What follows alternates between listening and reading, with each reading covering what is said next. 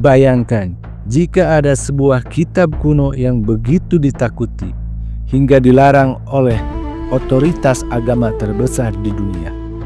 Bukan karena ia lemah, bukan karena ia tidak masuk akal, justru karena isinya terlalu berani membuka rahasia tentang langit, makhluk goib, dan asal-usul peradaban manusia. Kitab ini dikenal di Barat sebagai Book of Enoch. Namun dalam Islam, sosok yang sama dikenal sebagai Nabi Idris alaihi salam. Seorang nabi yang tidak wafat di bumi, seorang manusia yang diangkat hidup-hidup ke langit, seorang intelektual pertama dalam sejarah umat manusia. Namun, mengapa kisahnya justru dikaitkan dengan malaikat jatuh, raksasa, dan ilmu terlarang? Apakah kitab-kitab ini benar-benar wahyu yang hilang atau hanya legenda purba yang telah diselewengkan? Disinilah kita mulai membuka tabirnya. Welcome back di Mas Daily. Kitab Henokh dikeluarkan dari kanon resmi karena dianggap berbahaya. Bukan karena usianya, tetapi karena isinya terlalu detail, membahas alam goib, wilayah yang seharusnya tetap tersembunyi. Kitab ini menggambarkan sejarah dunia yang jauh lebih kelam dari yang kita kenal. Tentang makhluk langit yang turun ke bumi, tentang pelanggaran kosmis, dan tentang makhluk raksasa bernama Nephilim. Dalam tradisi Islam, kita meyakini bahwa Allah menurunkan 104 kitab dan suhuf, dan 30 suhuf diantaranya diberikan khusus kepada Nabi Idris alaihi salam. Pertanyaan besarnya, di mana suhuf itu sekarang? Banyak ulama berpendapat bahwa kitab Henokh versi Barat bukanlah wahyu murni, melainkan fragmen yang telah tercampur dengan mitos pagan dan distorsi manusia. Disinilah sikap Islam menjadi sangat seimbang, tidak menolak semuanya, namun juga tidak menerima secara utuh. Kitab Henokh menyebut bahwa para malaikat jatuh mengawini perempuan manusia dan melahirkan ras raksasa bernama Nephilim. Islam dengan tegas menolak konsep malaikat memberontak, karena malaikat adalah makhluk yang maksum. Namun Islam tidak menolak bahwa manusia dahulu memiliki fisik yang jauh lebih besar. Dalam hadis sahih riwayat Bukhari, Nabi Muhammad SAW bersabda bahwa tinggi Nabi Adam adalah 60 hasta atau setara 30-40 meter. Ini menjelaskan mengapa bangunan kuno seperti piramida, Baalbek, dan situs megalitikum lainnya memiliki batu raksasa yang mustahil dipindahkan manusia modern. Kaum Ad yang hidup setelah masa Idris bahkan digambarkan dalam Al-Quran mampu memahat gunung menjadi istana.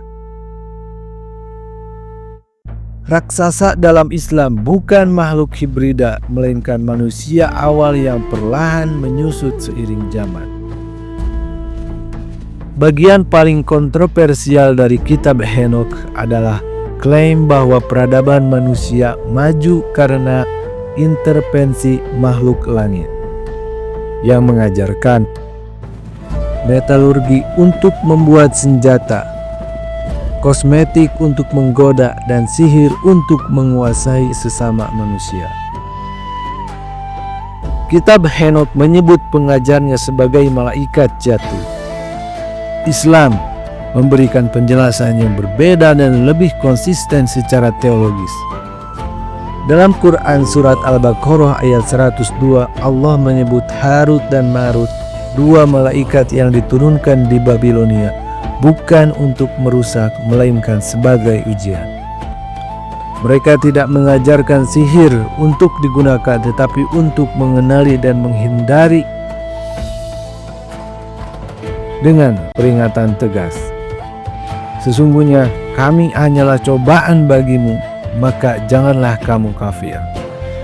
Dalam Islam, sihir diajarkan oleh setan dan jin, bukan malaikat.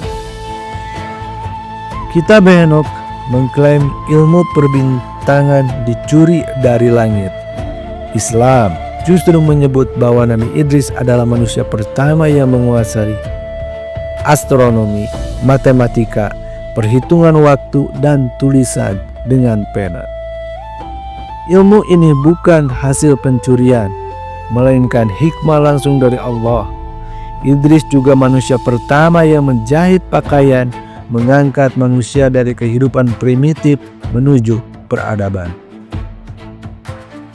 Disinilah konflik sesungguhnya, bukan perang malaikat, tetapi perang ilmu antara hikmah suci dan sihir yang menyesatkan. Nabi Idris dikenal sebagai nabi yang sangat disiplin. 3 hari untuk umatnya, 4 hari untuk ujlah dan ibadah. Suatu hari, karena empatinya, Idris mendoakan malaikat yang mengatur matahari.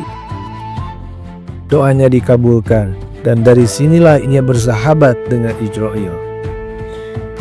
Idris meminta bertemu malaikat maut, bukan karena takut mati, tetapi ingin lebih takut kepada Allah. Israel datang sebagai manusia biasa dan mengujinya dengan perjalanan spiritual.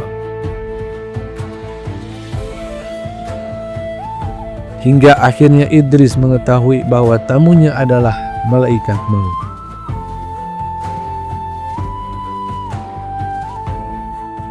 Di sini, Nabi Idris alaihissalam meminta 3 permintaan. Yang pertama, merasakan sakaratul maut. Dan oleh karena itu, Nabi Idris wafat sesaat lalu dihidupkan kembali. Ia menggambarkannya sebagai rasa sakit yang tak terbayangkan. Permintaan kedua, melihat neraka. Saat gerbang neraka dibuka sedikit saja, Idris pingsan karena dahsyatnya kengerian. Serta permintaan ketiga, ingin melihat surga. Ia masuk, minum airnya, merasakan kenikmatannya. Namun saat diminta keluar, Idris menolak. Dengan kecerdasan luar biasa, ia berhujah menggunakan ayat Allah sendiri, dan Allah membenarkan hujahnya. Allah menjelaskan kepada para malaikat, Idris bukan makhluk tanpa nafsu, namun ia menundukkan nafsunya demi cinta kepada Allah. Itulah yang mengangkat derajatnya, melebihi malaikat. Kisah Nabi Idris mengajarkan kita bahwa manusia biasa pun bisa menembus langit jika akal dan iman bersatu. Warisan Idris bukan sekedar ilmu, tetapi bukti bahwa perjuangan melawan diri sendiri adalah jihad tertinggi. Semoga kisah ini menjadi lentera bagi kita dan menguatkan keyakinan akan kebesaran Allah. Wallahu a'lam bishawab.